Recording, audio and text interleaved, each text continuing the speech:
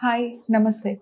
This is Dr. Jyotirmayi, consultant obstetrician gynecologist, laparoscopic surgeon, Medsi Hospitals, Vizag. So ఈరోజు మనం మాట్లాడబోతున్న topic ఏంటంటే diagnostic హిస్ట్రోలాప్రోస్కోపీ అంటే ఇన్ఫర్టిలిటీతో బాధపడుతున్న వాళ్ళకి, సంతానలేమితో బాధపడుతున్న వాళ్ళకి లాప్రోస్కోపీ ప్రొసీజర్ రోల్ ఏంటి, ఎవరిలో చేస్తారు, అసలు ఎందుకు చేస్తారు, అసలు ఆ సర్జరీ అంటే ఏంటి, దాని గురించి మాట్లాడుకుందాం. సో మనం మాట్లాడేవన్నీ ఇలా మాట్లాడతాము. ఏంటంటే వాట్ ఈస్ డయాగ్నోస్టిక్ హిస్ట్రోలాప్రోస్కోపీ, దాన్ని ఎలా చేస్తారు, ఎవరిలో చేస్తారు, చేసిన తర్వాత తీసుకోవాల్సిన జాగ్రత్తలు ఏంటి, అది చేసిన తర్వాత పేషెంట్స్కి అవుట్కమ్ ఎలా ఉంటుంది, ఎందులో చేస్తాము. సో ఫస్ట్ వచ్చేసి వాట్ ఈస్ డయాగ్నోస్టిక్ హిస్ట్రోలాప్రోస్కోపీ. లాప్రో అంటే మన పొట్టలో అనమాట, అబ్డామెన్. స్కోపీ అంటే చూడటం. హిస్టరో అంటే యూటరస్ అంటే గర్భాశయం. స్కోపీ అంటే చూడటం.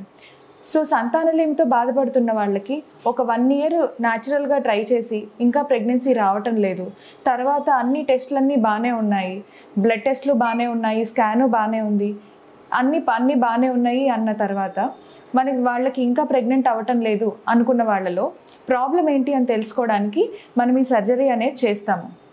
చాలా చిన్న ప్రొసీజర్ అండి ఇది. సో ఇది ఎప్పుడైనా డయాగ్నోస్టిక్ హిస్ట్రోలాప్రోస్కోపీ అనేది పేషెంట్కి ఓన్లీ మనం డయాగ్నోసిస్ చేసి వదిలేస్తామని చెప్పము. దీంట్లో ఏం చేస్తామంటే మనం ఆపరేషన్ చేసిన తర్వాత లోపలికి వెళ్ళి చూసిన తర్వాత ఏదైనా ప్రాబ్లం ఉంటే అదే సిట్టింగ్లో కరెక్షన్ చేయడం అనేది జరుగుతుంది. సో ఈ ప్రొసీజర్ని డయాగ్నోస్టిక్ హిస్ట్రోలాప్రోస్కోపీ అండ్ ప్రొసీడ్ అని చెప్తాము. మరి ఎవరిలో ఈ ప్రొసీజర్ చేయాలి అంటే, ఇప్పుడు ఏ కపుల్ అయినా ప్రెగ్నెంట్ అవ్వడానికి గర్భాశయం, అండాశయం మరియు ట్యూబ్స్, ఈ 3 సరిగా పనిచేయడం చాలా అవసరం. అలాగే మగవారిలో వీర్య కణాలు సరిగా ఉండటం కూడా చాలా అవసరం.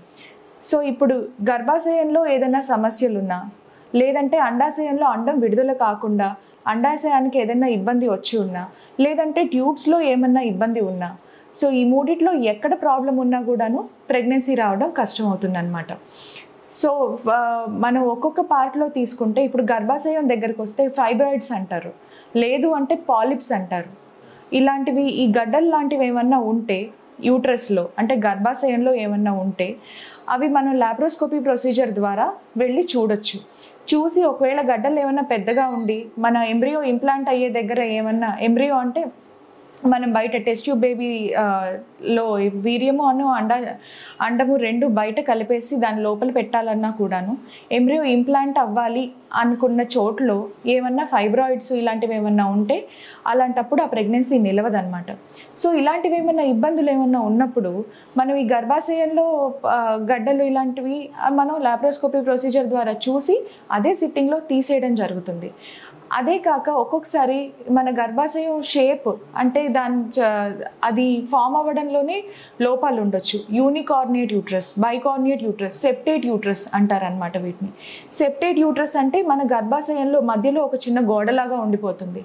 సో దానివల్ల గర్భం నిలవకపోవడం జరుగుతుంది. బైకార్నియేట్ యూట్రస్ అంటే డబుల్ యూట్రస్ అంటారు, అంటే యూట్రస్లో 2 క్యావిటీలు ఉంటాయి. సో అలాంటి ఇబ్బందులు ఏమైనా ఉన్నా కూడా మనం ఈ డయాగ్నోస్టిక్ హిస్ట్రోలాప్రోస్కోపీలో తెలుసుకోవచ్చు.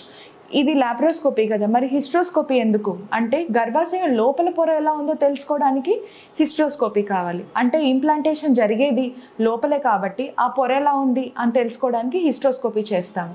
హిస్ట్రోస్కోపీలో గర్భాశయంలో ఉన్న పాలిప్స్ ఇలాంటివి ఏమన్నా ఉంటే తీసేయడం జరుగుతుంది. సెప్టము అంటే సెప్టేట్ యూట్రస్, అదే గర్భాశయంలో గోడలాగా ఉంటుందని చెప్పుకున్నాం కదా, అలాంటిది ఏమన్నా ఉన్నా కూడా అదే దానిలో తీసేయడం జరుగుతుంది. తర్వాత ఇంకొకటి ఏంటి, ట్యూబ్స్.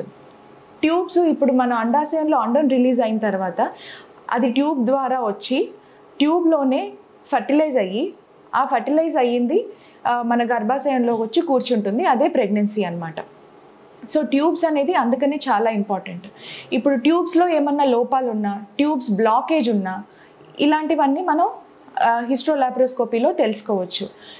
కొంతమంది పేషెంట్లు చెప్తారు, మేడం హిస్ట్రోలాప్రోస్కోపీ బదులు హిస్ట్రోసాల్పింగోగ్రఫీ చేసుకోవచ్చు కదా అని. హిస్ట్రోసాల్పింగోగ్రఫీ అనేది అది ఒక మనం ఎక్స్రే లాంటిది అనమాట. దాంట్లో ఒక మందు మన యూట్రస్లోకి పంపించి ఆ మందుని అది యూట్రస్లోకి వెళ్ళి అది మన ట్యూబ్స్లోంచి బయటికి వచ్చే ప్రక్రియని ఫోటోలు తీస్తూ ఉంటుంది అనమాట. సో మనకి ఒక సెట్ ఆఫ్ లైన్గా పిక్చర్స్ కొడుతూ ఉంటుంది ఎక్స్రే. సో అదంతా మనకి ఎలా వెళ్తుంది ఆ మందు అనేది మనం చూసుకొని ఓకే దీన్ని బట్టి ట్యూబ్ పేటెంట్ ఉందా లేదా, అంటే ట్యూబ్ ఓపెన్ ఉందా లేదా అని మాత్రమే తెలుస్తుంది. కానీ ట్యూబ్ లోపల ఏమన్నా ఇబ్బంది ఉంది అది మనకి ఏమీ హిస్ట్రోసాల్పింగోగ్రఫీలో తెలియదు. హిస్ట్రోసాల్పింగోగ్రఫీ అనేది పెయిన్ఫుల్ ప్రొసీజర్. డయాగ్నోస్టిక్ హిస్ట్రోలాప్రోస్కోపీ అనేది పెయిన్లెస్ ప్రొసీజర్. అంటే ఆపరేషన్ థియేటర్లో మత్తిచ్చి చేస్తాము. సో పేషెంట్కి ఎటువంటి నొప్పి అనేది ఏమీ తెలియదు అనమాట. సో ట్యూబ్స్లో బ్లాకేజ్ ఉన్న ట్యూబ్స్ని మనం ఓపెన్ చేసుకోవచ్చు. లేదు ఒక్కొక్కసారి ట్యూబ్స్లో చెడు నీరు అనేది చేరిపోతుంది. సో ఆ చెడు నీరు చేరిపోయి దానికి ఇన్ఫెక్షన్ అవ్వటం కూడా జరుగుతుంది. దాన్ని హైడ్రోసాల్పింగ్స్, పయోసాల్పింగ్స్ అంటాము. అటువంటివి మనం ఐవీఎఫ్ ప్రొసీజరు, ఐయుఐ ప్రొసీజరు ఇలాంటి వాటికంటే ముందు దాన్ని మన ప్రెగ్నెన్సీని ఇన్ఫెక్ట్ చేయకుండా ఉండడానికి వాటికి క్లిప్స్ వేసుకోవడమో లేదంటే వాటిని తొలగించడమో చేయాలి.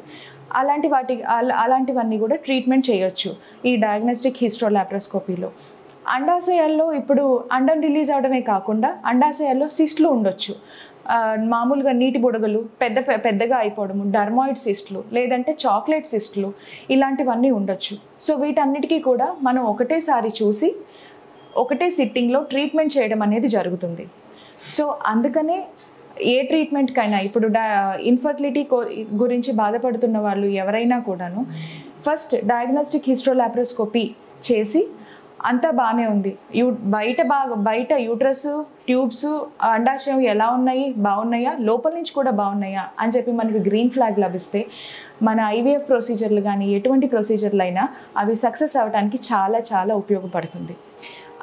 ఇంకొకటి ఏంటంటే ఎండోమెట్రియోసిస్ గ్రేడ్ 4, గ్రేడ్ 3 ఎండోమెట్రియోసిస్ అంటే అలాంటప్పుడు ఏంటంటే మన గర్భాశయం, ట్యూబ్స్, అండాశయం ఇవన్నీ ఒకదానికొకటి అతుక్కుపోయి వాటి ఫంక్షన్ అనేది హ్యాంపర్ అవుతుంది. అంటే వాటి ఫంక్షన్ అనేది సరిగా జరగదనమాట. అంటే ట్యూబ్స్ బ్లాక్ అయిపోవడము, ట్యూబ్స్ ఒకదానికొకటి మెలికి పడిపోవడము ఇలాంటివన్నీ జరుగుతూ ఉంటాయి. మనం ఈ లాప్రోస్కోపీ కనుక మన ఐవీఎఫ్ ప్రొసీజర్కి ముందు చేసుకోగలిగితే అప్పుడు ఈ అతుకులన్నీ రిలీజ్ చేసేసి, ఎండోమెట్రియోసిస్ వల్ల అతుకులు ఏర్పడతాయి, అతుకులన్నీ రిలీజ్ చేసేసి మళ్ళీ నార్మల్ ఎనాటమీని మనం తిరిగి పేషెంట్కి అందించగలిగితే తర్వాత అవుట్కమ్ చాలా బాగుంటుంది. అండ్ దీనివల్ల ఉపయోగాలు ఏంటి అంటే, ఉపయోగం ఏంటంటే ఒకటి మనం కాజ్ ఏంటి, ప్రాబ్లం ఏంటి చూసి అదే సిట్టింగ్లో ఆ ప్రాబ్లమ్ని తీసేయడానికి ఉపయోగపడుతుంది. మన సక్సెస్ రేట్స్ అనేవి ఖచ్చితంగా ఇంప్రూవ్ అవుతాయి. ఇంకోటి ఏంటంటే ఈ డయాగ్నోస్టిక్ హిస్ట్రోలాప్రోస్కోపీలో అంతా నార్మల్గానే ఉంటే ఒక్కొక్కసారి డాక్టర్లు ఫర్టిలిటీ పీరియడ్ అని చెప్పి ఒక 3 లేదా 6 నెలలు నార్మల్గా న్యాచురల్గా ట్రై చేయమని వదిలేయచ్చు. లేదు అంటే ఐవీఎఫ్, ఐయుఐ తర్వాత ప్లాన్ డిసైడ్ చేసుకోవడానికి ఇది చాలా ఇంపార్టెంట్ ఈ డయాగ్నోస్టిక్ హిస్ట్రోలాప్రోస్కోపీ అనేది. తర్వాత ఇది నెసెసరీనా, అందరిలో కంపల్సరీ చేయాలా అంటే ఎస్, కంపల్సరీ చేసుకుంటే మనకి తర్వాత దీని దగ్గర నుంచి కూడా if everything is normal then మన అవుట్కమ్ చాలా చాలా బాగుంటుంది. మన 30 to 40% ఉన్నది ఖచ్చితంగా 60 to 70% పాజిటివ్ అవుట్కమ్ వచ్చే అవకాశం ఉంటుంది.